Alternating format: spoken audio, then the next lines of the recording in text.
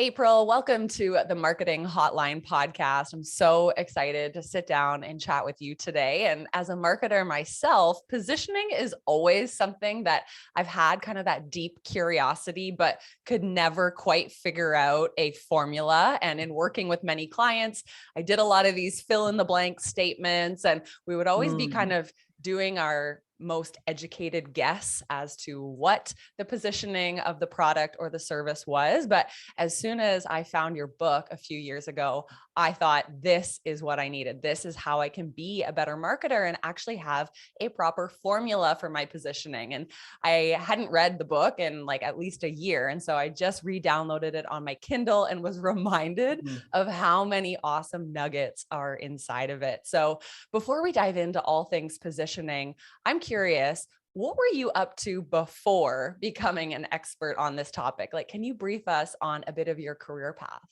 Yeah, sure. Well, thanks for saying all that about my book. Before the book, I had a fairly traditional marketing career, I guess, except for maybe the start. So I started out working at startups in product marketing. That was my specialization at the beginning. But I quickly became a head of marketing. And then I was a repeat vice president of marketing for about 25 years. I think in total, I was head of marketing at 7 different startups. 6 of those startups got acquired, which resulted in me being, a senior executive at a bunch of big companies like IBM. So I did that for 25 years. And about 5 years ago, I made the switch to consulting. And so when I made that switch, I did some thinking about, well, what would my specialization be and what would I focus on? And I settled on positioning mainly because I felt like it was a really misunderstood concept. And I had done a lot of positioning in my career and repositioned a lot of things. And I had a bit of a methodology together that I was following. And I thought, well, maybe I could teach people how to do that. And that's how I ended up here.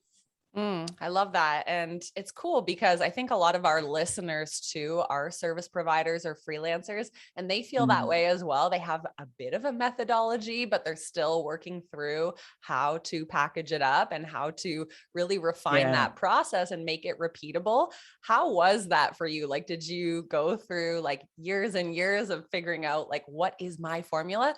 Or did you just sit down one day and go, you know what? I know enough. Here are the 10 steps. Let's go. Oh, I wish it was that easy. No, I did spend, I fall in the years and years camp. So I had a blog for years, and I'd been blogging about things, and, blogging was a good way for me to kind of get my story straight on stuff. It's one thing to know how to do something. It's another thing to try to sit down and teach somebody how to do it. And so I started out blogging. And then, when I decided positioning was going to be my thing, I was trying to codify all this stuff that I'd been doing. And some of it was hard because I was actually doing it by kind of gut feel. But if I had to explain to somebody what's going on here, that would be harder. I ended up teaching a course. So I taught a course at U of T for a while and one at Waterloo.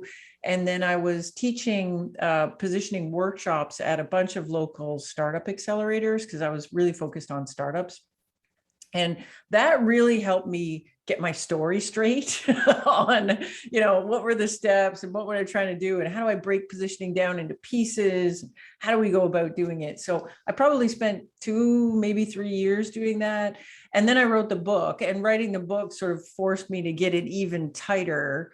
And again, then writing the book took another year or so. So, all in, we're measuring this one in years, not months, unfortunately. Well, and I think it's an important lesson too, that things don't just like come together perfectly right away. Like, you may have to start teaching the workshops imperfectly and testing before you come to the finished product. That's exactly it. Like, it surprised me actually, because I felt like I had a methodology right out of the gate. Like, I felt like I should be able to just write this down, and teach people right out of the gate. But when you start teaching it to people, you realize all the gaps in your stuff. Like, so people will ask you questions and you'll be like, I actually don't know the answer to that question. Or they'll say, does this work all the time? Or does it only work with things like this? And you'll be like, yeah, I never really thought about the exceptions to this rule, you know? So it really, your stuff really does get a lot better when you get it in front of live people and have actual audience challenge you on pieces of it. If you're just sitting in the office, it all seems like genius. But the minute you take it out and put it in front of a bunch of people, then you got to deal with the, yeah, but what about this? What about that? And what happens if this is all reversed? And anyways, the end result is your stuff gets a lot better and it becomes a lot more, again, codified and repeatable. But yeah, it helps to go out in the world and try to teach it and see how people react. And that even is kind of reflective of one of the concepts you teach on in your book, is that while you're creating your positioning statement, don't just do it by yourself, like involve other team members from your company, because you can think you have it all together. But I think it's so important to get that external feedback and to bring in different perspectives and challenging point of views until you really can refine it and like make sure that you're not just living in your own echo chamber all of the time. Yeah, this is a thing I see a lot of tech companies, like you'll see the marketing department attempt to just sit down and do positioning. Because like, positioning is a marketing thing and we're going to use it. So, you know, we'll just build it and, you know, and then they'll have the big reveal to the rest of the company. And usually at that stage, what happens is the head of sales looks at it and says, nope, don't agree with any of that. Sorry. I'm just going to keep pitching it the way I've always pitched it. You guys in marketing, just do what you do. I actually think that there's great value, like a lot of weak positioning comes from different parts of the organization having slightly different viewpoints on the component pieces of positioning. So you'll go to product and they'll have a slightly different view on who do we compete with and a slightly different view on why do we win in the market. And then you go over and talk to sales and they'd be like, no, we don't compete with those people at all. Like who we see are here's our different set of people we compete with, and here's why we win. And then you have marketing, and we have a different opinion about that too. Customer success might have a different opinion about it. So I think it's really helpful to get the team together when we're working on stuff like this, because everybody sees the customer at a slightly different part of their journey. Everybody has something really valuable to bring to the table.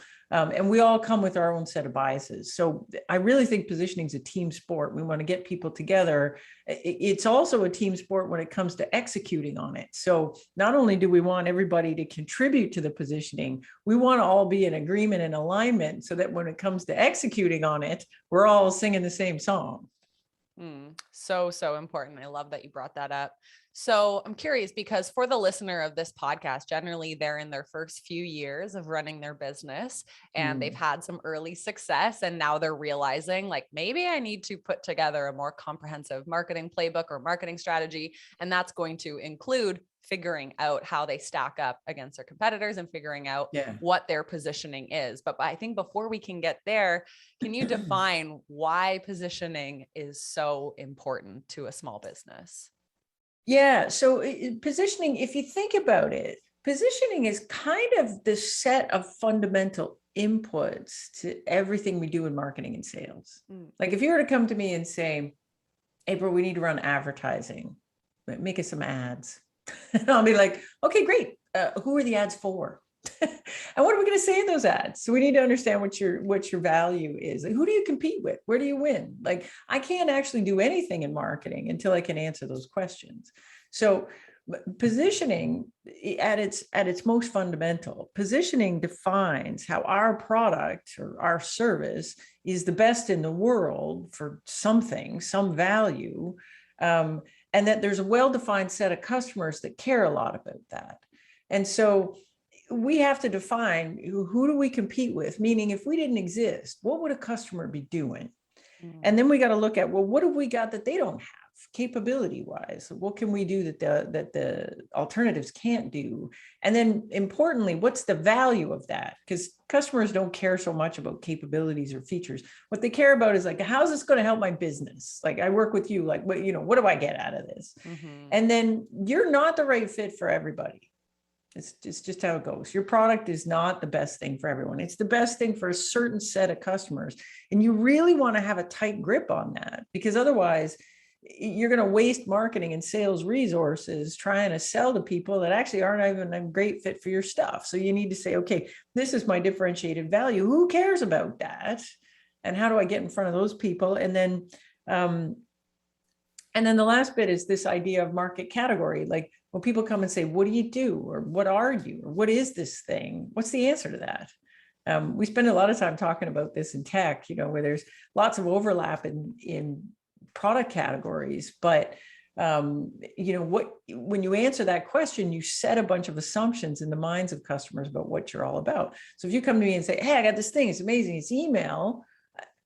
And then before you tell me anything else, I'm already assuming a lot of things. I assume you compete with Gmail. I assume you got a calendar. I assume you've got spam filtering. But if you came to me and said, no, it's not email, it's chat. That's different, actually. Different competitors, different feature expectations.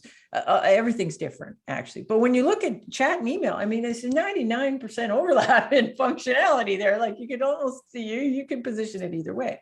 It works the same for services. If I come to you and say, I'm a marketing consultant, well, you would assume I do all the marketing things. You might assume that I'm actually a replacement for a VP of marketing. So I would do everything a VP marketing does.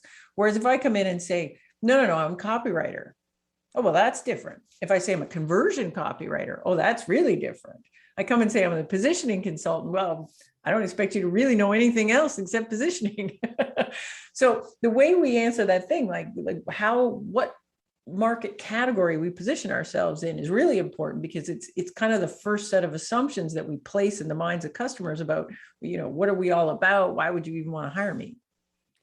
Is positioning so challenging, or maybe people are so resistant to it because it means you have to niche down, almost like you have to decide who you want to talk to and what attributes you're going to play up, versus being like, we are the brand for everyone who consumes this. And I think like naturally we have a resistance to that, because we're like, no, like I want to help everyone. I got into business so that I can serve my community. I'm wondering, is that why sometimes business owners avoid it? Totally why. And particularly in services businesses, like when we think about products, your features are set, like your product does and doesn't do a set of things. Like, I mean, I can list the features. I know exactly what they are. When we're talking about services businesses, this gets a little bit harder, because it's like, well, I can do anything for anybody. And, and if I can't do it, I can subcontract somebody that can. So, really, I can do anything for anybody. So why would I ever want to say no? Mm-hmm. And that's kind of the wrong way to think about it, because if you think about it from a customer's perspective, I don't want, I've got a positioning problem. I don't want just anybody fixing my positioning problem. I want somebody that knows something about positioning. So if you come to me and say, no, I do all the things for all the people and all the things, and it's like, I don't have all the things kind of problem here. I got a positioning problem. So tell me how you're going to solve that. And so the real question we should be asking ourselves is, where do we win? Where do we win? Because if we're trying to be everything to everybody, it makes it really hard to win deals, because we're not specialized on anything. Like, why would anyone pick you if we just do all the things for all the things? We just do everything kind of shitty, like everything. Like, why would I ever pick you? And so you're going to have to think about, what are the situations where you're actually the best fit for this customer, and position around that. And it's kind of a virtuous cycle when you do that, because then you become the person that's really good at that. And it sparks word of mouth. It makes it really easy to message what you do. It makes it easy for people to choose you, because that's the thing you do. But you're right. In services businesses, we tend to have the opposite. Like, I don't want to lose any opportunity. There's all these opportunities. I want to get them all. But in fact, if you really want to get some growth and build a good, consistent pipeline of business, you are going to have to pick, like, where are the places where I'm actually really great? I'm potentially the best in the world at this thing. And in my experience, the more narrow you can get that, the better it is for your business. Like, if you look at me, like, I'm positioned so narrowly, and as my business has grown, my positioning is getting more and more and more narrow. And the more narrow it gets, the bigger my pipeline is. It's like, it's the opposite of what you expect. So at the beginning, I was like, I don't really know what I'm going to focus on. I'm just a marketing consultant. And then I had this problem that people would come to me with all kinds of stuff. And some of it I was good at, some of it wasn't. So then I said, okay, I'm just going to do positioning. Well, then I got all kinds of companies, like lawyers are calling me a position to law office and like all this stuff. And then I'm like, no. I just do positioning for tech companies. Well, even that's pretty big, right? So I got B2B and consumer tech. And I realized, like, I don't actually know anything about consumer tech, and nor am I interested in consumer tech. So forget that. So now I'm positioning for B2B tech companies.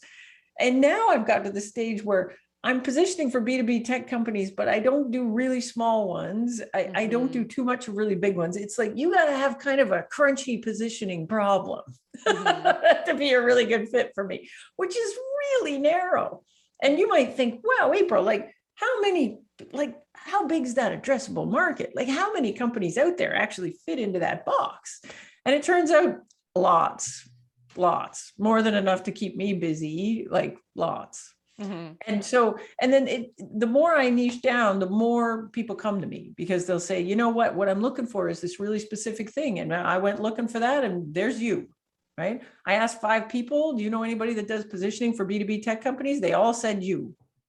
And so, because I'm so narrow, I've become like, people literally introduce me now as like the positioning lady. Like after a while, you become the person in the thing, and that's really easy to sell. I love that you said, the more I niche down, the more people come to me. It seems so like true. It would be the opposite. And I know a lot of like early stage business owners, that's what they feel like. If I niche down, there's going to be nobody who wants me. But I think you use this example in your book. You say, think about how many clients you need in a year to be profitable and to reach your income goal. And you may realize that you actually only need 30 clients, depending on what you're charging. And then you give the example, in that case, you really only need a couple thousand potential candidates, people in your target market, because you only need 30 people who see your value. So don't be afraid to get specific, because there are definitely 30 people in the world who you can seek out when you're being super specific. So I think that's it. I think it's really helpful to actually sit down and do that math to make it real. Because otherwise you're like, oh my gosh, like, how does it work? And we do this in marketing all the time, in lead generation, right? It's like, okay, what's my revenue number for the year? Okay, it's $1 million. How many deals do I have to make how many deals do I have to do? Well, okay, my average deal is this big, right? So I have to make X number of deals. Okay, well, how many prospect conversations do I have to convert to that many deals? And then you say, of the universe of people out there, are there enough people out there for me to have that many prospect calls? It's often quite reassuring to do that math, because you're like, oh, it's actually not all that big. So I think a lot of our listeners, they do aspire to figure out their positioning. And now that you've introduced us to this concept, we're feeling excited about it. But what if we truly don't know why people buy from us? We're not sure in our first few years of business. We've heard our customers are happy. We're getting 5-star reviews. People keep coming back for more. But we ourselves, as the creator of the product or the service, we're like, I don't actually know what that 1 or 2 things are that's bringing people in. And we could try to guess, but I'm assuming that's not necessarily the best way. So where do we begin if we had no idea what our unique positioning is? Yeah, like, so, I can tell you how I've done this with products in the past. Like, generally, if your product or service is a considered purchase, meaning, people did their homework on it, they looked at several options. It's not bubble gum, right? We didn't just walk in and buy whatever was there, right? So it's a considered purchase. If it's a considered purchase, then they've gone and they've looked at other options. They picked you. And they picked you for a reason. And so if you don't know what that is, then you can go get it by asking them. And so I like to do interviews with buyers after they've bought. And the interview feels a little bit like, if you're familiar with Jobs to Be Done or Clayton Christensen, it's a bit like a Jobs to Be Done interview, in that we back them all the way up and we say, hey, so take me back to before you bought us. What were you doing? Like, maybe you had the problem before. What were you doing to solve that problem?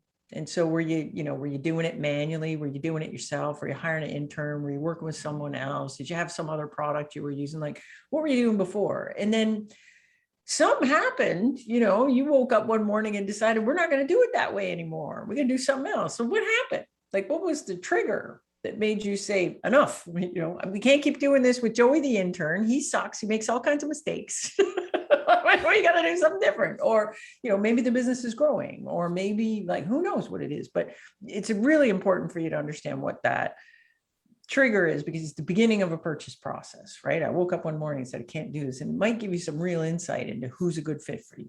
So something happened, you decided to go look for another way to do it. And so then how'd you do that? Like, did you Google it? Did you ask your friends? Did you go on a review site? How do you know? And that's important for you to understand, because that's where you got to be to intercept these people when they're in the make a list phase. And so then you made a list of potential solutions to this problem. And you picked me. Great. Why? So I want to know why you picked me. And also, while I got you on the line, why not the other ones? And this is important because sometimes we see we get interesting intelligence out of that too. Like, sometimes people pick you for a set of reasons, but they actually disqualified the other folks for a set of reasons. It's important to understand that too. And so if you do 20, 30 of these conversations with good customers, like, you want good fit customers that you'd say, gosh, I wish I had a pipeline full of folks that look like this. You do 10, 20, 30 of those interviews, you tend to get really, really smart. And so what you'll see is the patterns in the patterns in the person, the thing they're trying to get done, the short list of alternatives, and all that will give you a lot of information about, who and what do I have to beat in order to win a deal? What have I got that's differentiating? What's the value that I can deliver that those other alternatives can't? And, and who cares a lot about that value and why, which is my profile of a best fit customer. So you can learn a lot from those interviews if you don't know yourself. Mm-hmm. What I find in products, like in software products, if we're selling to businesses and we have professional salespeople, the salespeople often know the answer to these questions. So if I go to the salesperson and say, what's the status quo in the account? They'll know, because they would have asked that when they're in. If you say, well, who else are you up against? A professional salesperson knows to ask about that. Like, they'll know who you're up against. So, if you're doing the selling and you're not a professional salesperson, you can maybe get in the mode of understanding this better while you're in the purchase process. So when a prospect comes to you, you're doing a little bit more probing on, well, okay, like, have you tried to solve this problem before? How did you do it? What else, what are you doing today? And then, the person's come to you, maybe ask the question, well, what else are you looking at? Like, are you talking to other people? If so, who? Like, how'd you make that list? This is a good salesperson would do this because they want to know what they're up against. And so if you're not doing that, you might start training yourself to do a bit of that while you're in there. Mm-hmm. So funny, because I can remember going back to, like, writing one of my first business plans. And I remember the section on competitive alternatives or competitors, whatever. And I think, like, I just sat there trying to think, who would I be positioned against? Or, like, it was all me trying to guess who my competitors were. But I think what you're saying is it's really important not just to assume right. who you're up against, or assume who your product is being compared against, but to actually get on the phone, talk to your customers, the ones who have actually weighed the pros and cons of various solutions to their challenge. And I think just the traditional business plan doesn't encourage us to do that. It just says, right. Okay, sit in your office and write down right. who you think your competitor. And I think that's a really important point that you communicate, is to get out, talk to people, talk to the sales teams who is receiving objections, and really understand, like, who else people are consulting with before they come to you, and what was it that they either liked or maybe disliked about the alternative solution. That's right.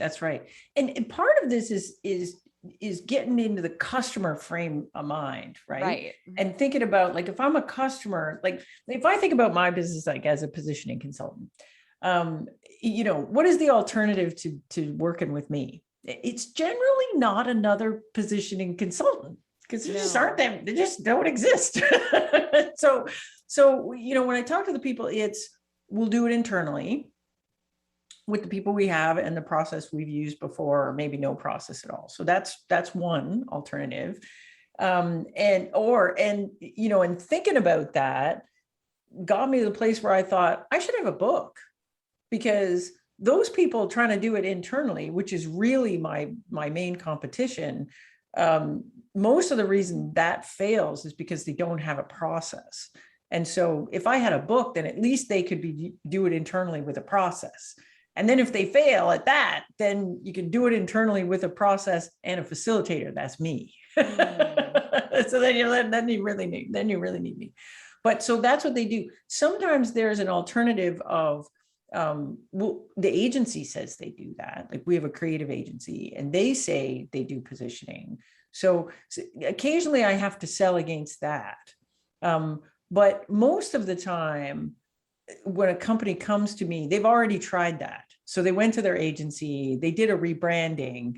The agency sold them on, we'll do the repositioning with the rebranding. But then they get to the end and they realize, we just got rebranded. We didn't actually change positioning at all. We actually don't know what our positioning is.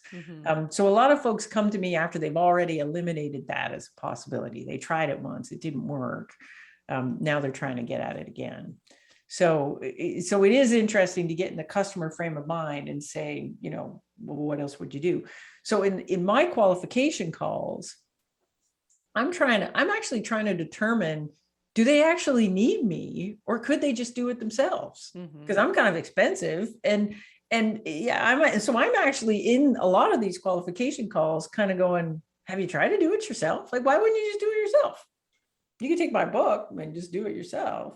And I'm actually trying to get at, are you actually a really good fit for me? And the ones that are a really good fit for me have already tried that too. And it didn't work for some reason, right? Maybe they got big personalities on the team. Maybe they couldn't agree. Maybe there's, sometimes you've got something that's really complex. Like, there's a lot of products they got acquired. They're all stuck together. These ones are excellent fit for me. But because if they could do it themselves, then I encourage them to do that. I'm like, that actually might be a better fit for you. Maybe you try it before you come to me. And again, that's kind of a different way of thinking about it. Like, I actually don't want to work with you unless you're a perfect fit for me. So I spend a lot of time trying to disqualify people. I love that. And I think that's like such an aspirational spot to get to in your business, where you're only going to work with the people who can truly benefit from you, that you're actually excited to work with, because it's your zone of genius. And everybody else, it's sorry, I'm not for you. Here's an alternative. And clients love it, right? Like, because that's what they want, right? They want the positioning expert to help them decide what to do. And so, it's part of my job is to decide whether or not working with me is the right thing to do. And sometimes it isn't. Sometimes it's like, what? Like, some people come to me and I think their positioning is pretty good. Like, so I'll look at it and say, I don't know. I don't think you need fixing. This looks good to me. I think, maybe you've got a marketing execution problem. Maybe you got a sales execution problem. But so I think that's fair, because the last thing I want is for them to come and, we do the whole thing and they'll say, that's funny. Looks just like the positioning we had before. I'm like, yeah, I guess it was good. Why did we, so I'm in the phase right now of trying to be kind of an honest teacher, right? When people come, like, I'm trying to really qualify them and make sure that they're a really good fit for me and my stuff. And if they're not, I'm the first person to say, hey, here's another thing you could try it. Maybe try that first, because it might be faster and easier and cheaper for you to do it that way. And then if you get stuck, come back to me. And some of them do, like, some of them go and they try it out or whatever, they get stuck, they come back to me. But a lot of them don't. I get an email later and like, we did it with your book. It was great. I'm like, that's good. It's good. Good outcome for everybody.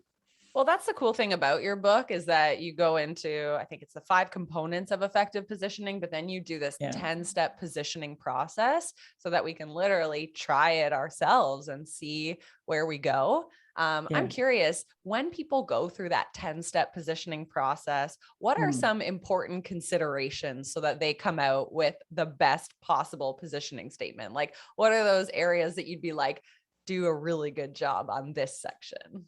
Yeah. So there's two places where people really get stuck.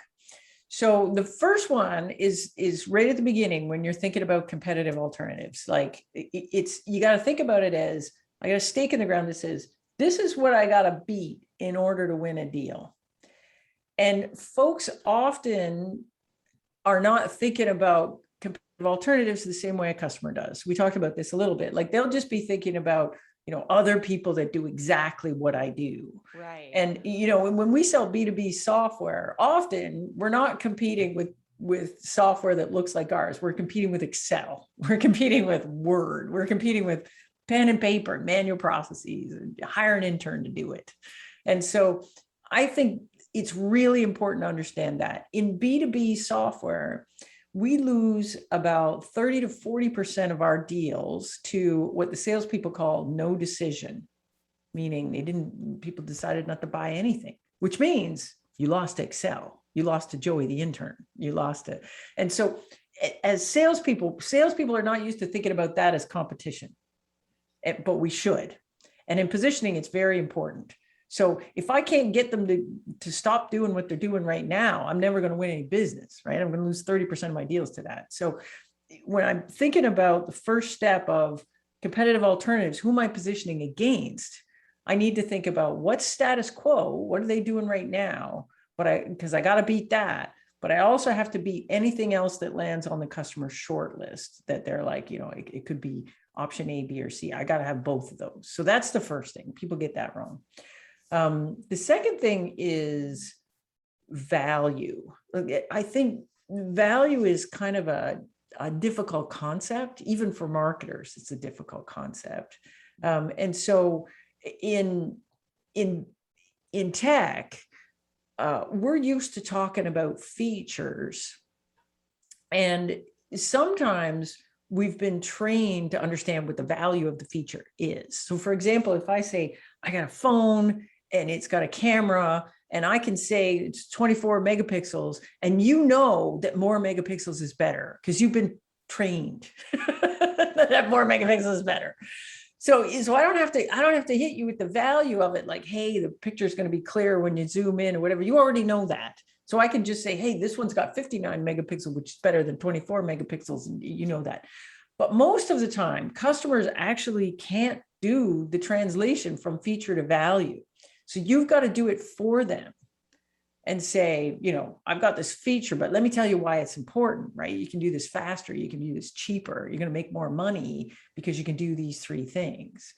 And so, I really think that we tend to over rotate on features and under rotate on value, and doing that translation from, here's a capability to so what is really important. So what I see in services businesses is people will say, well, we have a specialization in AI or a specialization in whatever. And then it's like, well, what's the value of that? Mm-hmm. And it's like, well, it means we understand your business. It means the likelihood that this project will fail is way less. It means we're going to get it done faster. It means we can do it a little bit cheaper because of whatever. Or it may mean we cost more, but it's going to be right. Like there's going to be way less rework. There's going to be whatever, we can deliver it faster.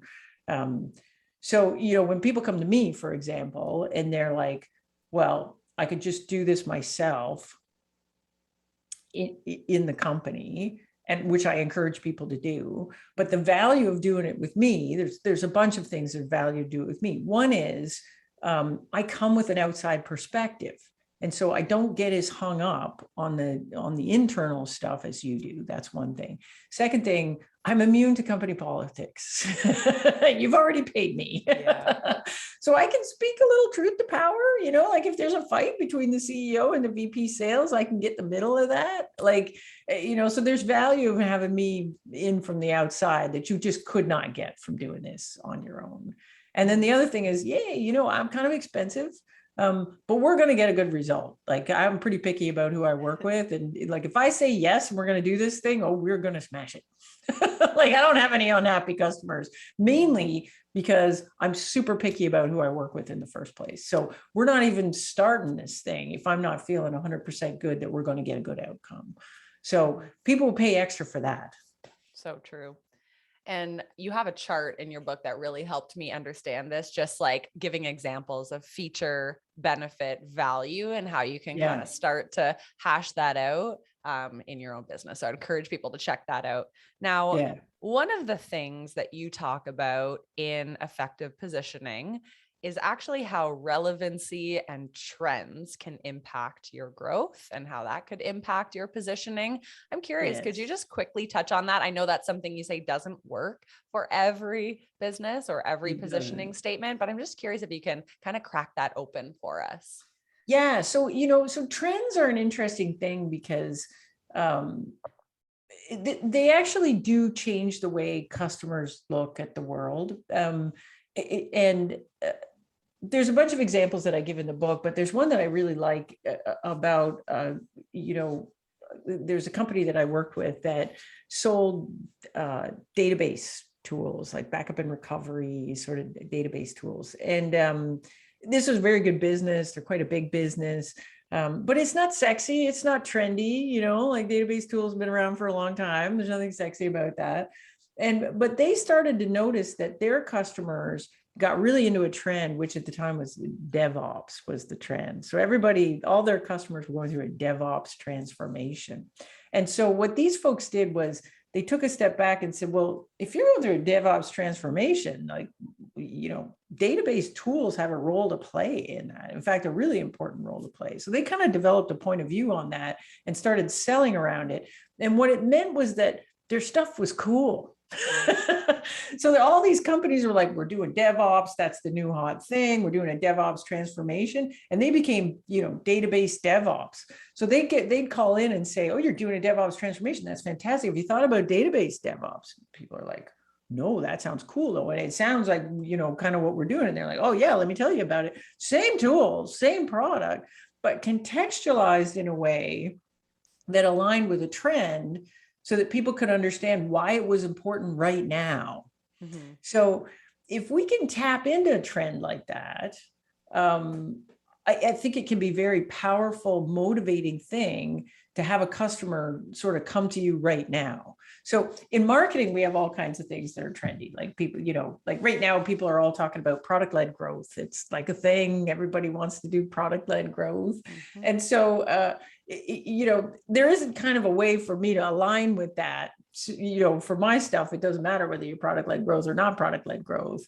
But occasionally you'll get a trend. Like I have seen some consultants really align what they're doing with this product-led growth thing because it's hot and everybody wants to talk about it. So maybe you're doing like, customer intelligence work, or, maybe you're a specialist on onboarding, whatever. Mm-hmm. You could kind of pull in this product-led growth trend and say, well, why is onboarding important? Well, it's super important if you're doing a product-led growth thing, because, that's now becoming my customer acquisition channel.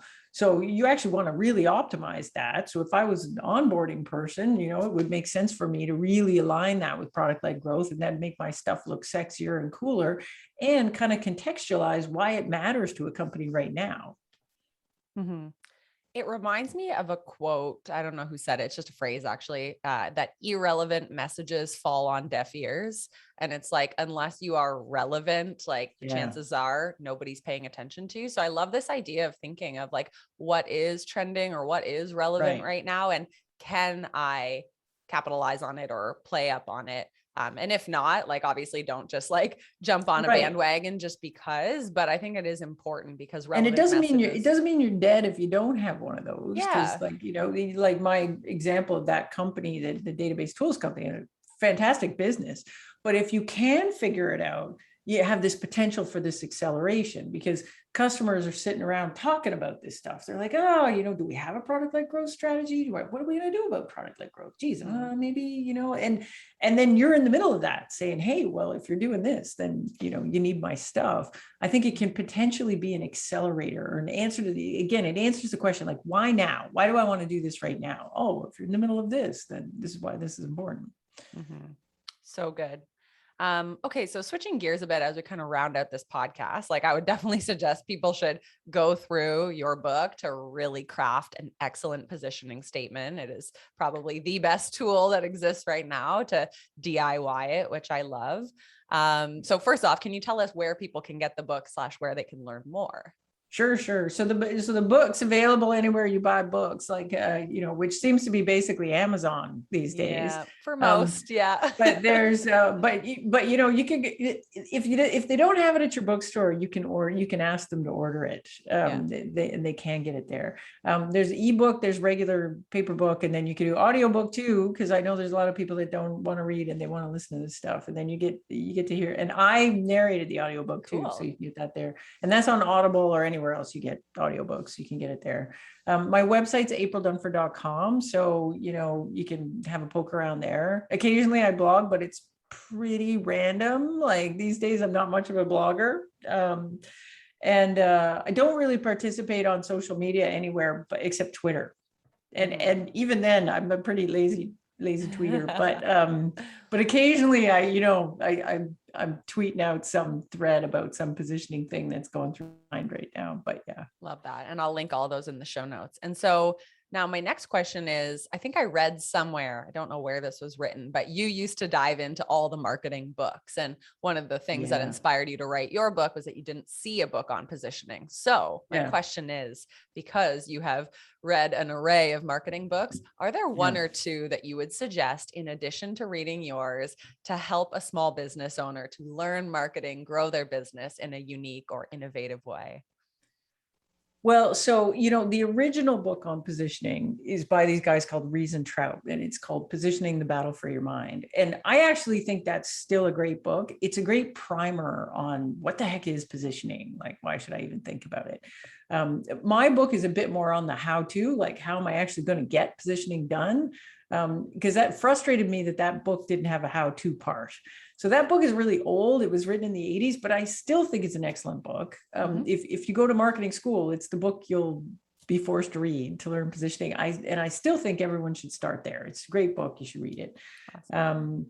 I actually have been spending a lot of time lately thinking about sales and how customers buy, and how do we take positioning and make it real when we're in a sales process. And the best book I've read around that is this book called The Challenger Sale.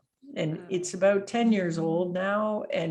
But that is a really, I think that book is genius. I've come back to that book like 15 times. And every time I read it, I'm like, this is some genius stuff. So I would recommend everybody read that. I think it's a good book. There's a lot of components of The Challenger Sale that I would consider marketing. Like it's contrived as a sales book, but it's really about how do we craft a story that gets customers thinking about things in a different way so that we can sell them something. Anyways, I think it's a genius book. Everyone should read it. Awesome. Thank you for those recommendations. And yeah, even though The Challenger Sale has come up so many times in conversation, I've never read it. So maybe this will be the catalyst. It's a hard read. I'll tell you, it's not an easy read. It's not a light book. Well, one thing I can say about your book, and I've heard you say this on another podcast, it should be crushable in like 3 hours. You're sitting on a 3.5 hours. You want to learn positioning. Yeah. And it is. It's like learn what you need to learn, get the examples and the case studies, and everything is reinforced. And then you're done. You can go on to actually doing your positioning statement. So I feel like I did that on purpose because I thought the target market for my book would be CEOs of startups. That's my main people that I'm selling to. And I went and interviewed 50 of them, and I talked to them about books and how they read books. And the thing I heard the most often is that the books are too long. Like people, I'll get on a plane, I'll start a book, I'll get halfway through and then I don't finish it. And I'm mad because there's all this filler and I feel like they're just stretching it out for the sake of stretching it out. And so I heard that loud and clear. And I thought, you know what, with this book, I need to be really respectful of people's time. And so I need to be able to condense it down to something that people could get through in a short plane ride and be done with it. So that's why it's as short as it is. Like it started out a much longer book and it got really condensed. Wow. Yeah. Yeah. Very interesting too, but I appreciated the conciseness of it. So thank you. Good, thanks. Awesome. Well, April, this has been so wonderful. I know our listeners got a lot of value out of this and they're excited to go do their positioning statement. So I would encourage all of them to go check out your links online. Definitely grab a copy of the book. And we want to say thank you for dialing into the marketing hotline. It's been such a pleasure to chat with you. Hey, thanks so much for having me.